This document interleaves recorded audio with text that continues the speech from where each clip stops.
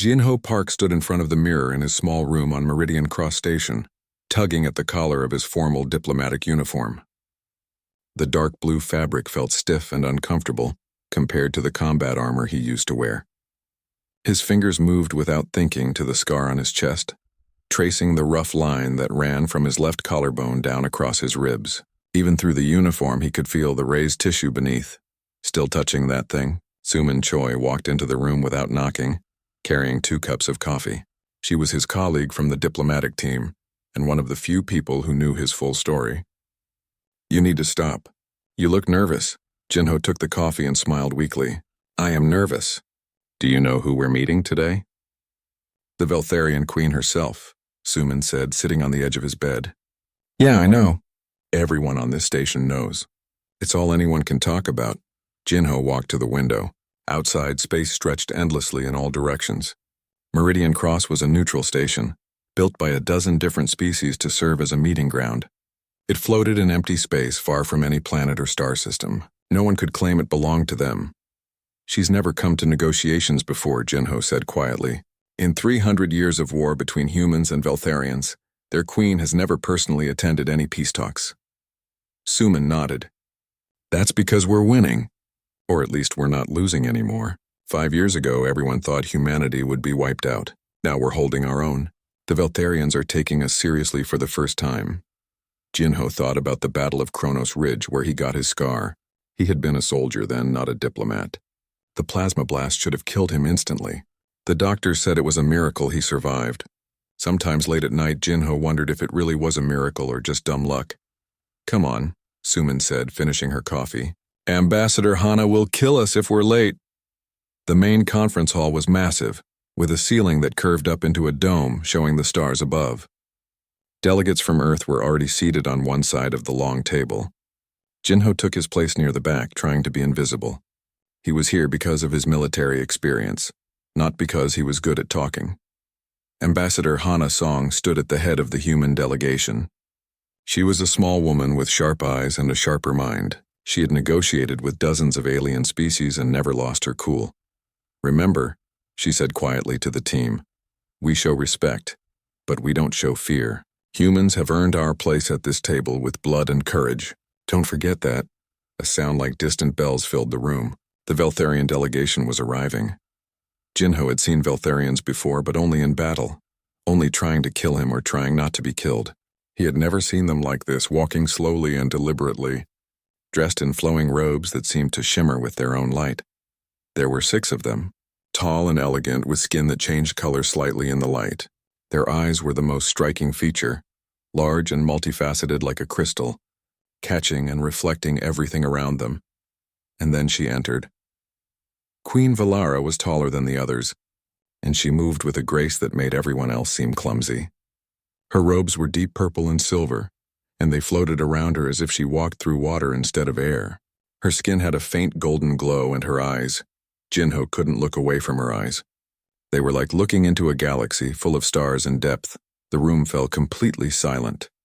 She walked to her seat at the opposite end of the table, and her advisors arranged themselves around her.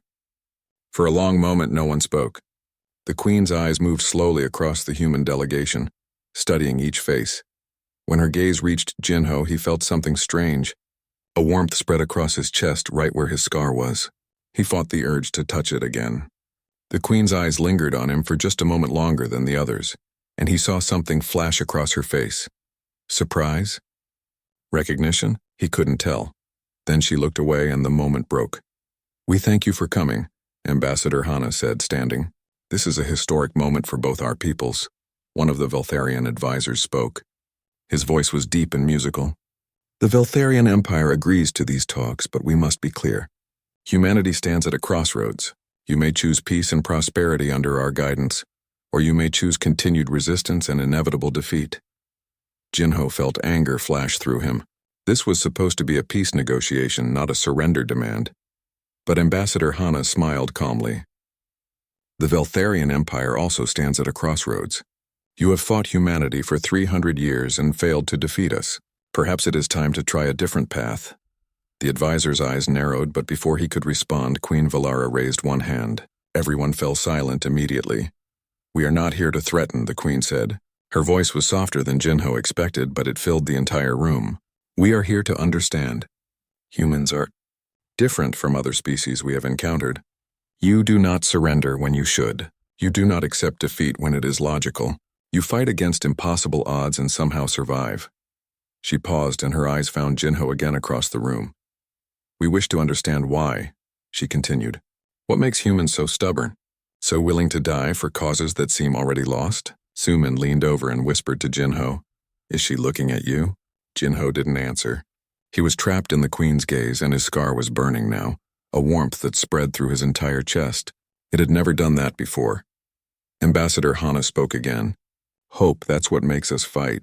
We believe tomorrow can be better than today, even when everything says otherwise." The Queen finally looked away from Jinho, and he could breathe again. "Hope," she repeated slowly, as if testing the word. "An interesting concept. We shall see if your hope can build a bridge between our peoples." The first session of talks began, with both sides presenting their positions. Jinho tried to focus on the discussion, on the complex political and military issues being debated, but he kept noticing the Queen's eyes drifting back to him. Each time their gazes met, his scar grew warm. What was happening to him? And why did the most powerful being in half the galaxy keep looking at a nobody soldier-turned-diplomat from Earth? As the session ended and both delegations prepared to leave, Jinho touched his scar one more time. It still felt warm, almost alive beneath his uniform. Something had started today. He didn't know what, but he could feel it in his bones, in his blood, in the raised tissue of the scar that should have killed him. The Queen looked back one final time as she left the hall, and Jinho could have sworn he saw her hand move to her chest, touching something beneath her elegant robes. Then she was gone, and Jinho was left with questions he didn't know how to ask. 3 days of talks had passed and Jinho felt exhausted.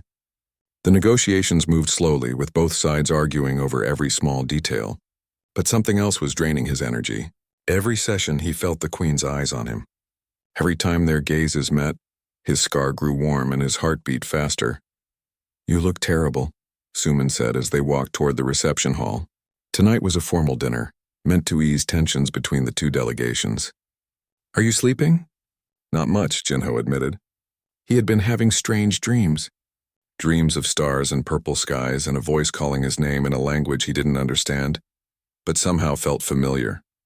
The reception hall was decorated beautifully. Soft music played from hidden speakers and tables full of food from both Earth and Veltharian worlds lined the walls. Delegates from both sides mingled awkwardly, trying to make conversation despite 300 years of hatred between their peoples. Jinho stayed near the edge of the room, holding a glass of water he didn't drink. He watched Ambassador Hana talking with one of the Veltharian advisors, both of them smiling politely while their eyes remained cold. "Beautiful evening, is it not?" a musical voice said beside him. Jinho turned and froze. Queen Valara stood next to him alone. Her guards were across the room, watching carefully but giving her space. "Your Majesty," Jinho said, bowing quickly. His heart hammered in his chest. "Please do not bow," she said. "Tonight we are not queen and subject. Tonight we are simply two people trying to understand each other." She moved to stand beside him, both of them looking out at the room. Jinho could feel the warmth radiating from his scar, stronger than ever before. "You are Jinho Park," the Queen said. It wasn't a question. "You fought at Kronos Ridge." "Yes," Jinho said, surprised she knew. "How did you—" "I read the reports of that battle," she interrupted gently. "You led 30 soldiers against 300 of my warriors. You should have died, but you didn't. Instead, you held a critical position for 6 hours until reinforcements arrived. The battle turned because of your stubbornness." Jinho didn't know what to say. He had never thought the Veltharian Queen would know his name, let alone study his military record. "I lost many good warriors that day," the Queen continued. Her voice held sadness but no anger. "You are a skilled fighter." "I was just trying to survive," Jinho said honestly. "I didn't want to die far from home." The Queen turned to look at him fully and Jinho met her eyes. Up close they were even more beautiful and terrifying. He could see colors shifting in them like clouds moving across a sunset. "That is what makes humans so dangerous," she said softly. "Your desire to survive, to return home, to protect what you love. It makes you fight beyond reason, beyond logic. It makes you unpredictable." Before Jinho could respond, a commotion erupted across the room. Someone screamed. Jinho's combat training kicked in instantly.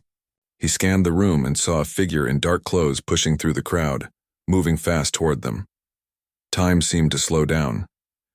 Jinho saw the weapon in the attacker's hand, saw it rising, saw the energy beginning to glow at its tip. The weapon was aimed at Queen Valara. Jinho didn't think. His body moved on instinct, the same instinct that had kept him alive through countless battles. He stepped in front of the queen and pushed her backward. The energy blast hit him square in the chest, exactly where his old scar was. Pain exploded through his body, white and burning and absolute. He heard shouting, felt himself falling, saw the ceiling spinning above him. Then everything went dark. When Jinho woke, he didn't know where he was. The room was dim and quiet, lit by soft blue lights. He tried to sit up and gasped at the pain in his chest. "Do not move," a voice said. "You are badly injured." Jinho turned his head slowly. Queen Valara sat in a chair beside his bed. She was alone. No guards, no advisors, no one else in the medical bay. "Your Majesty," Jinho tried to say, but his voice came out as a croak. "I told you not to bow, and I tell you now not to speak," she said. But her voice was gentle, almost kind. "The doctors say you will survive." The blast hit old scar tissue, which is tougher than normal skin. "It saved your life." Jinho closed his eyes, relief washing over him. He was alive. The queen was safe. That was all that mattered. "Why did you do it?" the queen asked. Her voice was different now, full of something Jinho couldn't identify. "Why did you put yourself between me and that weapon?" Jinho opened his eyes again. "I don't know," he said honestly. I couldn't let you die." "We have been enemies for 300 years, the queen said. "My people have killed millions of yours. I have personally ordered attacks that destroyed human colonies. Why would you save me?" Jinho thought about that. Why had he done it? He could have let the assassin shoot. Could have let the queen die and maybe ended the war right there. But in that moment, seeing the weapon aimed at her, he hadn't thought about any of that. "Because in that moment you weren't an enemy," Jinho said slowly, working through his own thoughts. "You were just a person who was about to die. And I couldn't let that happen." The queen stared at him for a long time, her crystal eyes unreadable. Then she stood and moved closer to his bed. "The attacker was from the Krell species," she said. "A race that wants our war to continue because they profit from selling weapons to both sides. He has been captured and is being questioned." "Good," Jinho said. He tried to sit up again and this time managed to prop himself up on his elbows. His medical gown shifted, and he realized the bandages on his chest were visible. The queen's eyes locked onto the exposed bandages. Her hand moved slowly, reaching out, then stopping. "May I?" she asked softly. Jinho didn't understand what she was asking, but he nodded. With careful movements, the queen peeled back the top layer of bandages. Jinho's old scar was visible beneath, now crossed with fresh burns from the energy blast. The two wounds formed a pattern across his chest, old and new pain woven together. The queen's hand trembled slightly as she reached out. When her fingers touched his scar, Jinho gasped. Not from pain, but from the sensation that flooded through him. It felt like recognition, like coming home after a long journey, like finding something he didn't know he had lost. The queen's eyes widened, and her hand pressed more firmly against his chest. She was breathing faster now, and colors swirled rapidly in her eyes. She leaned close to him and whispered something in her own language. The translator device in Jinho's ear rendered the words, "Here lies my heart." Jinho stared at her, speechless. What did that mean? Why would she say that? The queen pulled her hand back suddenly, as if his skin had burned her. She stepped away from the bed, and Jinho could see emotions flickering across her face. Confusion, fear, wonder, something else he couldn't name. The queen started, then stopped. For the first time since he met her, she seemed uncertain. "I must go." She turned toward the door, her robe swirling around her. "Wait," Jinho called out. "What did you mean?" "About your heart?" The queen paused at the door but didn't turn around. "I do not know," she said quietly. "For 1,000 years I have ruled my people. I have conquered worlds and commanded fleets. I have never doubted, never questioned. But when I touch your scar, I feel something I have never felt before. Something I do not understand." Then she was gone, the door sliding shut behind her, leaving Jinho alone in the dim medical bay. He lay back on the bed, his hand moving to his chest, touching the same spot where her fingers had pressed. The warmth was still there, fading slowly but not disappearing completely. What had just happened? What did the Queen mean about her heart? And why did touching his scar affect her so strongly? Jinho closed his eyes, but sleep wouldn't come. His mind raced with questions, and his chest still tingled where she had touched him. Somewhere in the back of his mind, he remembered the old scar had never felt warm before he met Queen Valara. Now it felt like it was alive. Jinho was released from the medical bay 2 days later. The doctors said he healed impossibly fast, faster than any human should.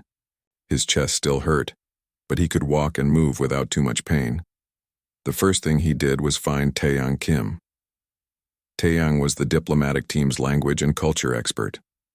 He had studied alien species for 20 years and knew more about Veltharian customs than anyone else on the human side. His small office was filled with books and data tablets, information stacked in messy piles everywhere. Jinho. Taeyang looked up from his desk, surprised. You should still be resting. That blast nearly killed you. I need your help, Jinho said, closing the door behind him. I need to know what something means in Veltharian culture. Taeyang pushed his reading glasses up his nose. All right. What is it? Jinho hesitated. How could he explain without sounding crazy?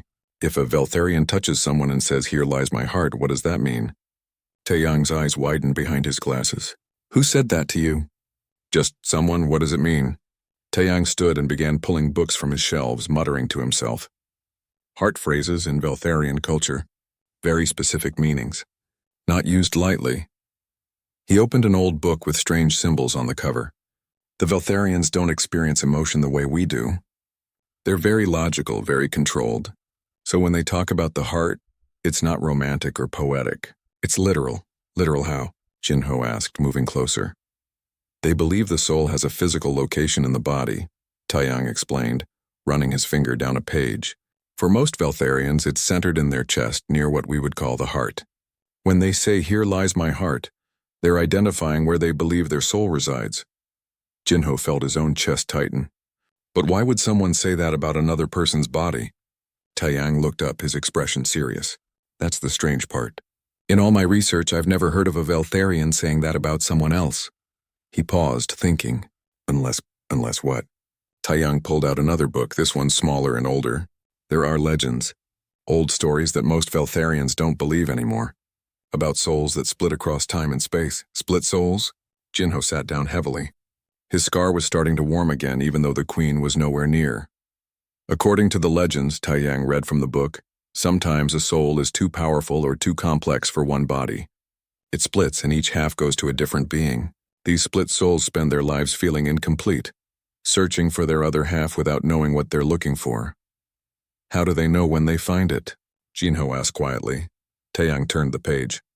The legends say that when split souls meet, they recognize each other instantly, and the recognition manifests as a physical mark on the body, usually over the heart, a scar, a birthmark, something that appears or changes when the two halves come together. Jinho's hand moved unconsciously to his chest. His scar had been there for 5 years from the Battle of Kronos Ridge, but it had never felt warm or alive until he met Queen Valara. There's more, Taeyang said, still reading. Veltharians mate for life. Once they bond with someone, they never take another partner. It's not just custom, it's biological. Their bodies and minds literally linked to their chosen mate. What does this have to do with split souls? The legends say that when someone bears the mark of a split soul, they cannot bond with anyone else. Their body knows their true match exists somewhere and it waits. Even if it takes a lifetime, even if they never meet. Taeyang looked up. Jinho, why are you asking about this? Before Jinho could answer, his communication device buzzed. It was a message from Ambassador Hana, marked urgent. He needed to get to the conference room immediately. When Jinho arrived, the atmosphere was tense. The human delegation sat on one side of the table, looking worried. The Veltharian delegation was absent. They're withdrawing from the talks, Ambassador Hana said without preamble. The Veltharian Council has decided that peace with humanity is impossible. What? Why? Suman asked. They say we're too unpredictable, too emotional, too dangerous, Hana said bitterly. The assassination attempt proved that other species will do anything to keep our war going. The Council believes it's safer to simply conquer us and be done with it. Jinho felt cold dread in his stomach. What about the Queen? What does she say? That's the strange part, Hana said. Apparently the Queen disagrees with her council. She wants to continue negotiations, but her advisors are united against her, and in Veltharian law, if the council unanimously opposes the ruler's decision, they can overrule her on matters of war and peace. So it's over, someone said. We're back to fighting. Not yet, Hana said. The Queen has requested one final meeting, a private discussion to see if anything can salvage the peace process. She looked directly at Jinho. She asked for you specifically. Everyone turned to stare at Jinho. Me? Why me? I don't know, Hana said. But you're going. This might be our last chance. An hour later, Jinho stood in the observation deck alone. This part of the station was mostly empty, with huge windows showing the endless stars outside. He had been told to wait here that the Queen would come to him. He didn't have to wait long. Queen Valara entered through the far door, and Jinho's breath caught. She wore simpler robes than usual, deep blue instead of her royal purple. She was alone without even a single guard. Thank you for coming, she said, walking toward him. Your Majesty, Jinho said. Ambassador Hana said you wanted to talk. Yes. The Queen stopped a few feet away from him. I want to show you something. Something I have never shown anyone. She looked nervous, if such a powerful being could be nervous. Her hands trembled slightly as they moved to the collar of her robes. For 800 years, the Queen said softly, I have borne a mark on my body. It appeared when I was young and no healer could explain it. It looks like a scar, but I have never been wounded there. Jinho's heart was pounding. He thought he knew what she was going to show him, but he couldn't believe it. The Queen unfastened the top of her robes and pulled the fabric aside, revealing her chest. Her skin glowed faintly golden in the starlight, and there, running from her left collarbone down across her ribs, was a scar. It was identical to Jinho's, the exact same shape, the exact same location, the exact same length. When I first saw you, the Queen said, her voice shaking, I felt something I had never felt before, a warmth here. She touched her scar. And when I touched your scar in the medical bay, I felt complete for the first time in 8 centuries. Jinho couldn't speak. He lifted his hand to his own chest, feeling his scar beneath his uniform. I didn't believe in the old legends. The Queen continued. The stories about split souls, about beings bound across species and impossibility. I thought they were children's tales. She looked at him with those galaxy eyes. But now I don't know what to believe. I visited a friend, Jinho said, finding his voice. He told me about those legends, about souls that split and search for each other. Do you think that's what we are? The Queen asked. 2 halves of something that was torn apart? Jinho moved closer to her. I don't know, but I know that my scar never felt alive until I met you. I know that when you touched it, I felt like I was remembering something I had forgotten. Something important. The Queen's hand reached out slowly. May I? Jinho nodded. He unfastened his own uniform jacket, exposing his scarred chest. The Queen placed her hand over his scar, and Jinho placed his hand over hers. The warmth that flooded through both of them was undeniable, powerful, real. What do we do? The Queen whispered.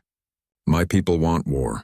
Yours want survival, and we stand here feeling something that shouldn't be possible. Jinho looked into her eyes. We fight for peace. Together. The Queen smiled, sad and beautiful. My council will call it weakness. They will say I am compromised by emotion, by attachment to a human. Then let them see strength instead, Jinho said. Show them that finding connection across impossible divides isn't weakness. It's the strongest thing anyone can do. They stood together under the stars, hands on each other's scars.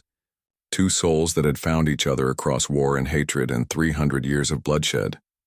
Neither of them knew if it would be enough to save the peace, but they both knew they had to try. The next morning, news spread through Meridian Cross Station like fire. Queen Valara had overruled her council. The peace talks would continue, no matter what her advisors said. Jinho sat in the emergency strategy meeting with the human delegation. Everyone looked shocked. This is unprecedented, Ambassador Hana said, pacing back and forth. In Veltharian history, their rulers never go against a unanimous council decision. Never. What changed her mind? Jinho said nothing. He could still feel the warmth of the Queen's hand on his chest from last night. He knew exactly what changed her mind, but he couldn't tell anyone. Not yet. Whatever the reason, Hana continued, we have a chance, a real chance at peace. We can't waste it. Suman leaned over to Jinho. You met with her last night, didn't you? What did she say? That she believes peace is possible, Jinho answered quietly. That we just have to be brave enough to try. Before Suman could ask more questions, alarms blared throughout the station. Red emergency lights flashed on every wall. All delegates to secure locations immediately, a mechanical voice announced. Security breach detected. This is not a drill. The room erupted into chaos. Guards rushed in, weapons ready. Ambassador Hana shouted orders, trying to organize an evacuation. Jinho's military training took over. He grabbed Suman's arm. Stay close to me. We need to get to the safe room. They joined the flow of people rushing through the corridors. Jinho could hear explosions somewhere in the distance, could smell smoke. This wasn't a small attack like the assassination attempt. This was a coordinated assault. The Veltharian delegation. Someone shouted. They're trapped in the East Wing. Jinho stopped running. The East Wing was opposite from the safe rooms. If the Veltharians were there, they were cut off, vulnerable. Don't even think about it, Suman said, reading his face. You can't help them. But Jinho was already turning around, running toward the East Wing instead of away from it. Jinho. Suman called after him, but he didn't stop. The corridors leading to the East Wing were filled with smoke. Jinho pulled his shirt up over his mouth and nose, trying to filter the air. He could hear weapons fire ahead, the distinctive sound of energy blasts hitting metal walls. He turned a corner and saw them. 6 attackers in dark armor, firing at a sealed door. Behind that door would be the Veltharian delegation. The attackers hadn't noticed Jinho yet. He had no weapon, no armor, just his training and his stubborn human refusal to give up. Jinho grabbed a piece of broken metal from the floor and ran at the nearest attacker. He swung hard, hitting the attacker in the back of the head. The attacker went down. The others spun around, weapons raised. Jinho dove behind a support pillar as energy blast scorched the air where he had been standing. Foolish human. One attacker growled. You die for nothing. Not today, Jinho muttered. He looked around desperately for anything he could use. There was a fire suppression panel on the wall. He ripped it open and pulled the emergency release. Foam sprayed everywhere, thick and white, filling the corridor. The attackers shouted in confusion, firing blindly. Jinho moved through the foam using the chaos. He tackled another attacker, wresting the weapon from their hands. Now armed, Jinho fired at the others. He wasn't trying to kill, just to drive them back to buy time. Suddenly the sealed door opened. Queen Valara stepped out, followed by her guards. The queen saw the situation instantly and joined the fight. Her guards spread out, weapons ready. But more attackers appeared from another corridor. There were too many. Jinho and the Veltharian guards fought back to back, but they were being surrounded. Fall back to the junction point, one of the Veltharian guards shouted. They retreated together, humans and Veltharians fighting side by side for the first time in 300 years. Jinho found himself next to Queen Valara, both of them firing at the advancing attackers. You came for us, the queen said, not looking at him, focused on the fight. Of course I did, Jinho replied, ducking as a blast flew over his head. Why? Because you would have done the same for me. The queen glanced at him, and even in the middle of battle, Jinho saw surprise in her eyes. Then she smiled, fierce and beautiful. They moved together perfectly, each one covering the other's blind spots. It was like they had trained together for years. When Jinho went left, the queen went right. When she fired high, he fired low. Their movements synchronized without words, without planning. Station security finally arrived, overwhelming the attackers with superior numbers. The fight ended quickly after that. The attackers who survived were captured and dragged away. Jinho leaned against a wall, breathing hard. His chest hurt where his old injuries were, but he was alive. They were all alive. Queen Valara approached him. Her robes were torn and scorched, her golden skin smudged with smoke, but she looked more alive than Jinho had ever seen her. You saved my life again, she said. We saved each other, Jinho corrected. That's what partners do. The word hung in the air between them. Partners. Neither of them had used that word before, but it felt right. Ambassador Hana arrived with more security. Is everyone all right? What happened? Another attack, one of the Veltharian advisors said. His name was Kovan. and he had always been the most hostile toward humans. But now he looked at Jinho with something like respect. This human fought to protect us. Without him, we would be dead. Hana looked at Jinho in surprise. You ran toward the danger? Are you insane? Probably, Jinho admitted. The attackers have been identified, a security officer reported. They're from multiple species.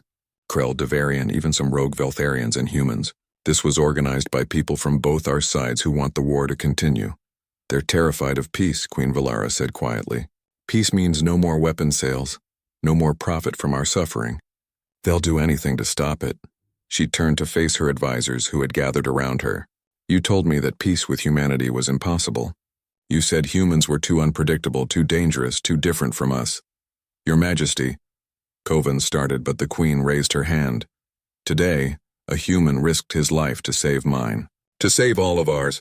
He ran toward danger when he should have run away. He fought beside us when he could have escaped to safety. Her voice grew stronger. If that is what humanity is, then I want peace with them more than ever. The advisors looked uncomfortable, but they said nothing. I have ruled the Veltharian Empire for 1,000 years, the Queen continued. I have conquered worlds and commanded fleets. I have never doubted my decisions, never questioned my path. But these peace talks have shown me something I never expected to see. She looked at Jinho, and he felt the warmth in his chest again.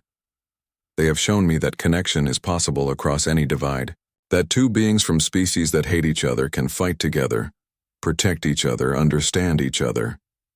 The Queen's voice dropped to almost a whisper. And if peace means I must step down from my throne, then I will do so. I have lived 1,000 years in war. Perhaps it is time for someone else to lead us into peace. The silence that followed was absolute. Veltharian rulers never abdicated. Never. It simply wasn't done. Kovan stepped forward. Your Majesty, you cannot be serious. I am completely serious, the Queen said. My life has been long. I have seen empires rise and fall. I have done my duty to my people. But if my continued rule prevents peace, then my duty now is to step aside. Jinho couldn't believe what he was hearing. She would give up everything for peace, for a chance at something different.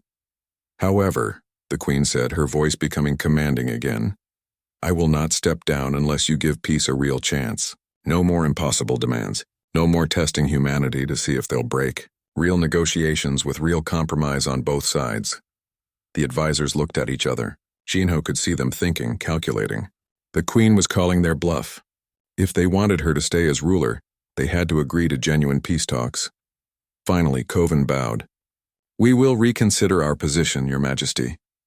See that you do, the Queen said. As the delegations dispersed, each going to their own quarters to rest and recover, Jinho felt a hand touch his arm. It was the Queen pulling him aside. Thank you, she said softly, for everything. You didn't have to offer to abdicate, Jinho said. That's too much. Nothing is too much for peace, the Queen replied. And nothing is too much for... She paused, seeming unsure for the first time. For what? Jinho asked. The Queen placed her hand over her chest, over her hidden scar. For following where my heart leads, even if I don't fully understand where that is. Jinho placed his own hand over his scar, mirroring her gesture. Maybe we'll figure it out together. Perhaps we will, the Queen said. And for the first time, Jinho saw hope in her ancient eyes. 6 months had passed since the attacks on Meridian Cross Station. 6 months of careful negotiations, of compromise and patience, of slowly building trust between two species that had hated each other for 300 years. Today, the Meridian Accords would finally be signed. Jinho stood in front of the mirror in his quarters, adjusting his formal uniform one last time. It was the same uniform he had worn on that first day, when he met Queen Valara and his life changed forever. His hand moved to his chest, touching the scar beneath the fabric. It still warmed whenever the Queen was near, but now the sensation felt familiar, comforting. Like coming home. Ready? Suman asked from the doorway. She wore her own formal uniform, decorated with new medals. Both delegations had honored her for her work during the peace process. As ready as I'll ever be, Jinho said. They walked together to the grand signing hall. The corridor was lined with representatives from dozens of species, all watching as humans and Veltharians prepared to end their war. Some looked hopeful. Others looked skeptical. A few looked angry. The signing hall had been transformed. Banners from both Earth and the Veltharian Empire hung side by side. The long table where they had first met now held the official peace documents, written in both human languages and Veltharian script. Jinho took his place among the human delegation. He wasn't just a guard anymore. After the attack where he fought beside the Veltharians, Ambassador Hana had promoted him to full diplomatic status. He had earned it, she said, by showing everyone what peace could look like.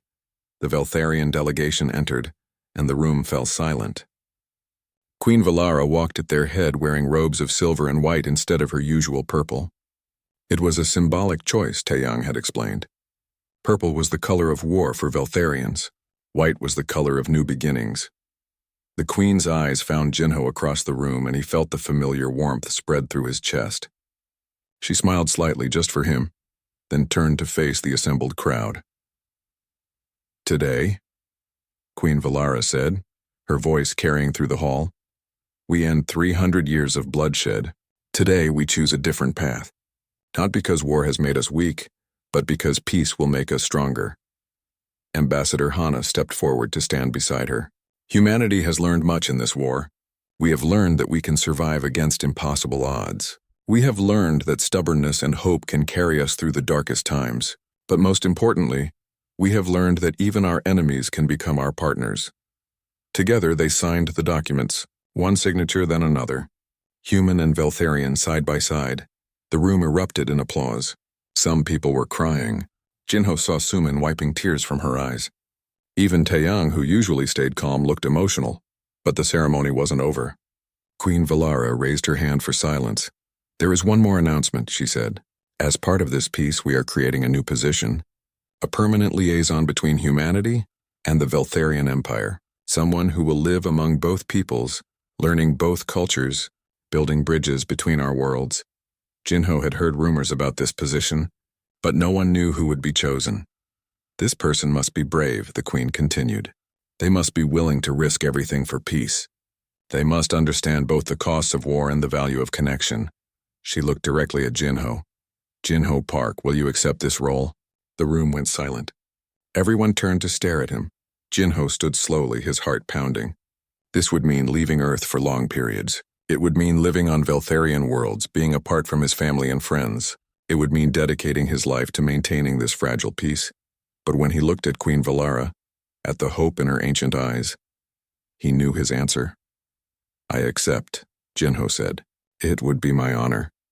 More applause filled the hall, but Jinho barely heard it. He was watching the Queen, and she was watching him. And between them flowed an understanding that needed no words. 2 months later, Jinho stood in a park in Seoul watching the sun set over the city where he was born. Tomorrow he would board a ship to the Veltharian homeworld for the first time. Tonight was for saying goodbye. His mother, Myung Park, sat beside him on the bench. She was a small woman with kind eyes and silver hair. She had raised Jinho alone after his father died, and she had never complained, never showed weakness. "Are you sure about this?" she asked quietly. "It's a long way from home." "I'm sure," Jinho said. "This is important, Mom. Someone has to build the bridge between our peoples. I want it to be me." Myung was quiet for a moment. Then she said, "Tell me about her." Jinho looked at his mother in surprise. "About who?" "About the Queen," Myung said with a small smile. "You think I don't notice? Every time you mention her, your whole face changes. You touch your chest without realizing it. You look like your father used to look when he thought about me." Jinho felt his cheeks grow warm. "It's complicated. Love usually is," his mother said simply. Before Jinho could respond, he heard voices behind them. He turned and froze. Queen Valara was walking through the park toward them. She wore simple robes, trying not to draw attention, but people still stopped and stared. A Veltharian queen in Seoul was something no one had ever seen before. "I hope I am not intruding," Valara said as she approached.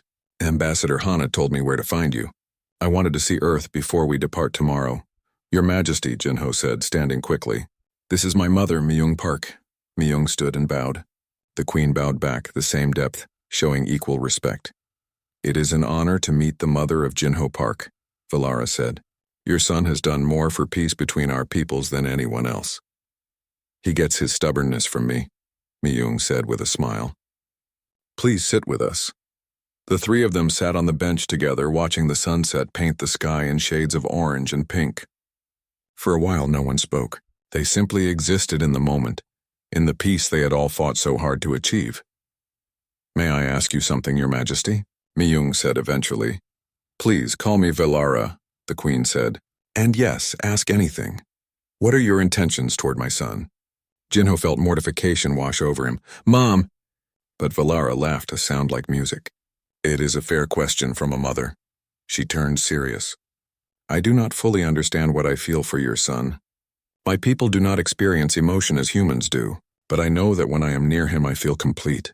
When I touch his scar I feel like I have found something I lost long ago." She placed her hand over her chest. "I bear the same mark as him in the same place. My healers could never explain it. But now I believe it was waiting for me to find him." Myung studied the Queen's face for a long moment. Then she reached out and took Valara's hand. "I saw that same look once before," Myung said softly. "In my own mirror when I met Jinho's father. Love doesn't always make sense. It doesn't always follow the rules we expect. But when it's real, you feel it in your bones." Valara looked at Jinho and he saw vulnerability in her eyes. "Is it real?" she asked him. "This feeling between us?" Jinho moved closer to her on the bench. "I think it's the most real thing I've ever felt." He reached up and touched his scar, then reached out to touch hers through the fabric of her robes. Even without direct contact, he could feel the warmth, the connection. "Here lies my heart," Jinho said quietly, echoing the words she had spoken to him months ago. "And here lies mine," Valara replied. They sat together as night fell over Seoul, two beings from different worlds who had found each other across war and hatred and impossible odds. Myung watched them with knowing eyes, then quietly excused herself, leaving them alone in the darkness. "Are you afraid?" Valara asked. "Of what comes next?" "Terrified," Jinho admitted. "I'm going to a world I've never seen, to live among people who were my enemies a year ago. I don't know their customs, their language, their ways. You will learn," Valara said, "and I will be there to teach you. Just as you will teach me about humanity." She took his hand, interlacing their fingers. It was a human gesture, one she had learned from watching him. "We are writing a new story," she said, "one that has never been told before. A human and a Veltharian building something together. It will not be easy." "Nothing worth doing ever is," Jinho said. They stood together looking up at the stars. Somewhere up there was Valara's homeworld, where Jinho would soon go. Somewhere up there was humanity's future, entwined now with the Veltharian Empire. "My scar never hurt again after I met you," Jinho said. "For 5 years it ached in the cold or when storms came. But from the day I first saw you, it only ever felt warm." "Mine too," Valara whispered. "For 800 years I bore this mark and wondered what it meant. Now I know. It was waiting for you." She turned to face him fully, and in the starlight her eyes looked like galaxies. "Where do we go from here?" she asked. Jinho smiled. "Together. Wherever that leads, we go together." They stood in the Soul Park, beneath the stars that connected all worlds. Two scarred souls who had found their missing pieces. The war was over. The peace was just beginning. And somewhere in the space between human and Veltharian, between soldier and queen, between scars that marked pain and scars that marked destiny, they had found home. Not in a place, but in each other. "Here lies my heart," Valara said again, touching his scar one more time. "And here lies mine," Jinho replied, touching hers. "And finally, after everything,